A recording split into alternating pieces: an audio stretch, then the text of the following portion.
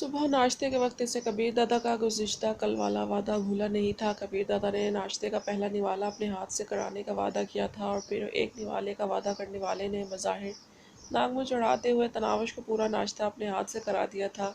इसके रुखसत होते वक्त तनावश ने हस्बे आदत मुँह ही मुँह में कुछ बड़बड़ा कर इस पर फूंका और इसके साथ ही इसकी टाई की गिरह दुरुस्त करते हुए धीरे से बोली, किस वक्त लौटेंगे? कबीर ने अपने दिल में झांका, जो कह रहा था कहीं जाने की ज़रूरत ही क्या है, लेकिन इसके लबों से बिल्कुल मुतज़ाद बात निकली। आज शायद कुछ देर हो जाए, काफ़ी काम निपटाने हैं, 5-6 बजे तक आ जाएंगे ना? शायद इससे भी लेट हो जाऊं। अगर इजाज़त दें तो मैं अम्मी जान से मिलाऊं, आपकी आमद से पहले लौट आऊंगी।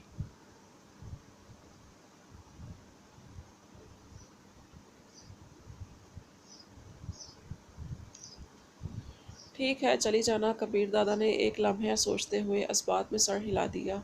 आप किस वक्त लौटेंगे ताकि मैं इसके मुताबिक वहाँ वक्त गुजार सकूं?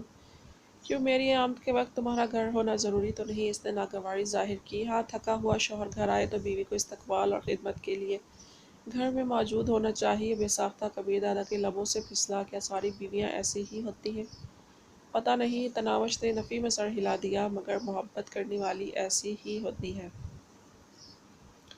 अब जाऊं? कबीर दादा से और कुछ नहीं कह पाया था। वो उदासी भरे लहजे में बोली, इस बात का जवाब मैं कभी इस बात में नहीं दे सकती।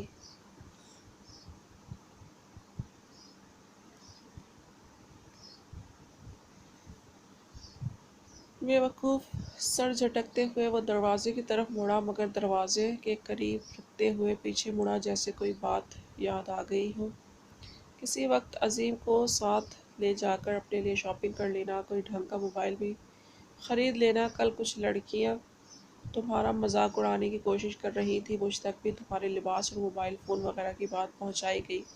वो शौक़ी से बोली, जिस दिन आप साथ ले जाकर शॉपिंग कराएंगे चली जाऊंगी। साफ कहो, शॉपिंग नहीं करना चाहती हो? कबीर दादा ने मुंह बनाते हुए कहा, मैंने कभी अपने लिए शॉपिंग नहीं की तो मैंने कब कहा कि शॉपिंग पर जाने के लिए मरी जा रही हूँ? तो ना जाओ। कंधे उचकाते हुए वो बाहर निकल गया और गाड़ी में बैठते हुए इसने पुख्ता इरादा किया था कि ड्राइंग रूम के दरवाजे की तरफ नहीं देखेगा, मगर दाखिली दरवाजे के करीब पहुंचते हुए बेइख्तियार इसकी गर्दन घूम गई। वो दरवाजे की चौखट से टेक लगाए इसकी तरफ मुतवज्जा थी और फिर गाड़ी के निकलने तक वो इसी की तरफ मुतवज्जा रहा। वो अपने अफ़आल और इरादों पर इख्तियार खोता जा रहा था। तनावश के खिलाफ इसकी कोई मंसूबाबंदी कामयाब नहीं हो पा रही थी। कुछ जो करता हूँ मगर और ही कुछ होता है। क्या यह सच है कि मोहब्बत में यही होता है? कबीर दादा के जाते ही वो राहत खाला को आवाज़ें देने लगी। जी बेटी, वो घर की सफाई को जुड़ी थी। एक कोने से नमूदार होते हुए मुस्तफसर हुई। खाला, ड्राइवर को कहें गाड़ी तो लगा दे, घर तक जाना है। ठीक है बेटी, खुशदिली से कहते हुए वो बाहर की तरफ बढ़ गई। थोड़ी देर बाद घर के सामने उतरते हुए ड्राइवर को वापसी का वक्त बता रही थी। ठीक है बेगम साहिबा, कहते हुए अधेड़ उम्र इलाही बख्श ने कार वापस मोड़ ली। माँ इसे घर के सहन में झाड़ू देते नजर आई थी। अरे मेरी शहजादी आई है, वो झाड़ू फेंक कर इसकी तरफ लपकी। कैसी है अम्मी जान? वो इसकी शफकत बड़ी आगोश में समाते हुए आसूदगी से बोली।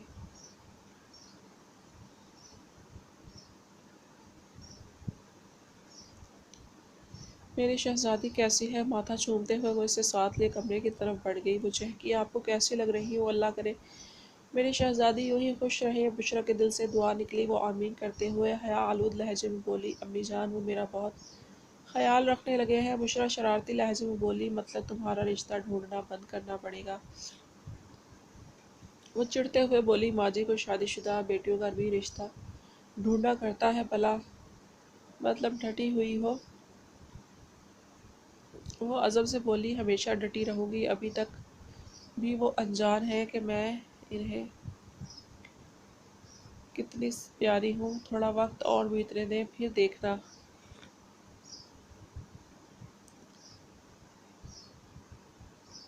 पगले, शुरू शुरू में हर लड़की मर्द को अनोखी लगती है, मगर चंद दिनों के ताल्लुक़ के बाद वो किसी नई खोज में आगे बढ़ जाता है।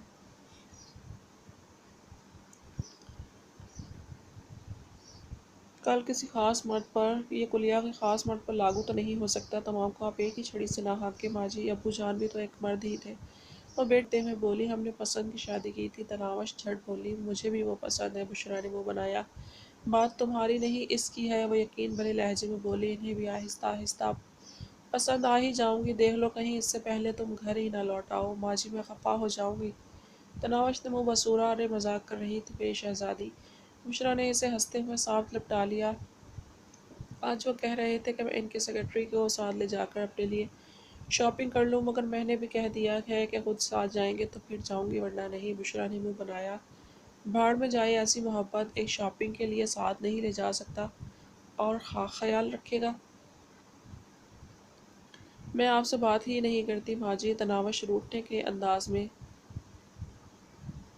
ماں سے دور ہو گئی اور بشریٰ ہنستے ہوئے بیٹی کو منانے لگی۔ کیا کرتی کہ تناوش اس کی بیٹی کے ساتھ اس کی قریبی سہیلی، رازدار اور غمگسار اور سب کچھ تھی۔ گھر سے نکلتے ہی کبیر دادا نے سب سے پہلے ساحل سمندر والے اڈے کا رخ کیا تھا۔ وہاں سے فارغ ہو کر وہ دوسرے ضروری کام نپٹانے لگا۔ آج یوں بھی سے معلوم تھا تناوش اپنے گھر گئی ہوئی ہے، اب اس کا دل گھر لوٹنے کو نہیں کر رہا تھا۔ تناوش کے سامنے اعتراف نہ کرنے کے باوجود اس کی دلی تمنا یہی تھی کہ وہ اس وقت گھر لوٹے جب وہ موجود ہو۔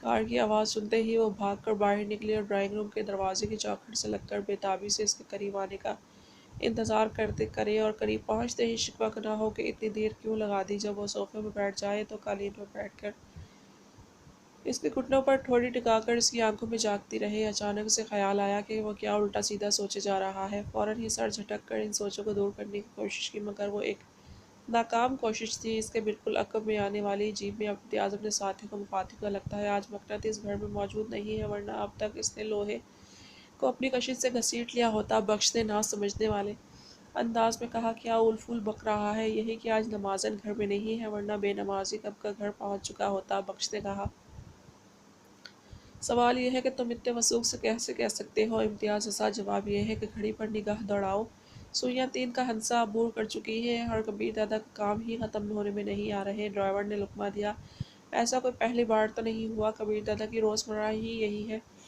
امتیاز اطمینان بھرے لہجے میں بولا، ہے نہیں تھی، اب دادا نے شادی کر لی ہے۔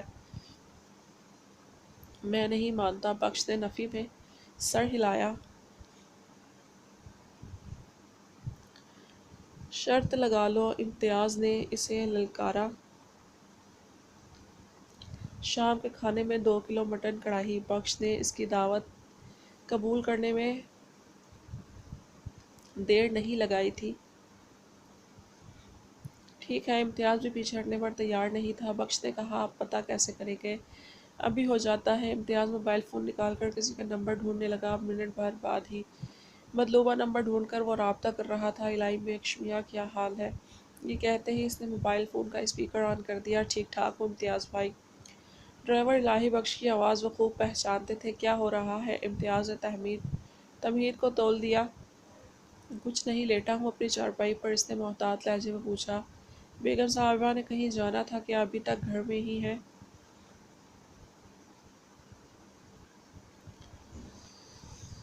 الہی بخش جلدی سے بولا، نہیں، وہ آپ لوگوں کے نکلتے ہی میکے چلی گئی تھی، انہیں 5 بجے واپس لینے جانا ہے۔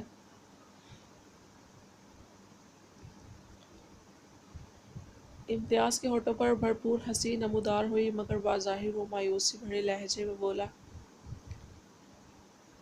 اچھا پھر تو ہمارا کام نہیں ہو سکتا؟ الہی بخش نے پوچھا، اس سے ابھی کیا کام آن پڑا ہے امتیاز بھاؤ؟ امتیاز فوراً بولا، رات کے کھانے کے لیے شالیمار ہوٹل سے 2 کلو مٹن کڑھائی بنوا کر لانا تھی۔ الہی بخش سے اطمینان دلاتا ہوا بولا، کوئی مسئلہ نہیں، بیگم صاحبہ کو گھر چھوڑ کر لے آؤں گا۔ بہت شکریہ الہی بخش۔ امتیاز نے الوداعی کلمات کہے رابطہ منقطع کر دیا، اس کے ساتھ ہی اس کے منہ سے بلند و پاک کا انکار برآمد ہوا۔ بخش خفیف ہوتا ہوا بولا، تمہیں پہلے سے معلوم ہوگا بے غیرت آدمی۔ امتیاز نے صفائی پیش کرتے ہوئے کہا، صبح سے تمہارے ساتھ ہی ہوں، چلو کھا لو کڑھائی، مگر کبھی تو پھنسو گے پتر۔ بخش نے دانت پیسے۔ امتیاز نے دوبارہ قہقہہ بلند کرتے پھر موبائل فون نکالا اور عقبی جیب میں آنے والے باقر اور رخسار کو رات کے کھانے کی دعوت دینے لگا۔ اس کے ساتھ وہ بخش کے بھاڑنے کی بات بھی مرچ مسالہ لگا کر بیان کر رہا تھا۔